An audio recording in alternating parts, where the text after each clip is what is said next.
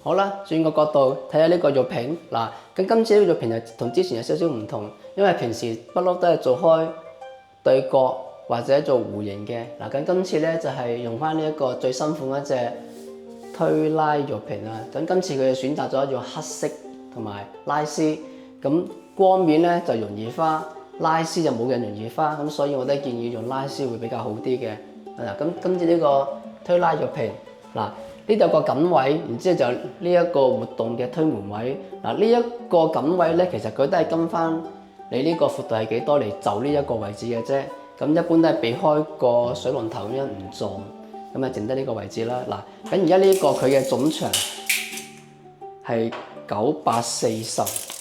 咁佢呢個框嘅外皮計就760，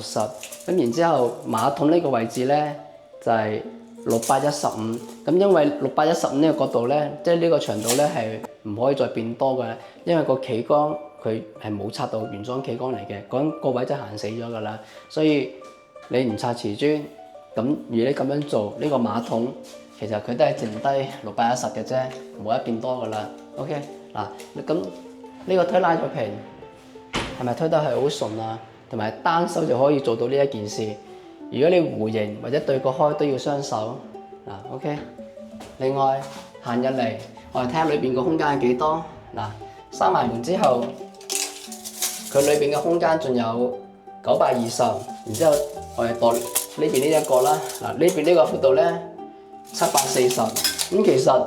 個空間其實好大㗎。其實而家呢個位企3個人其實都好鬆動，企4個人就逼少少，所以其實 OK 嘅呢個闊度 ，OK， 我哋再睇下。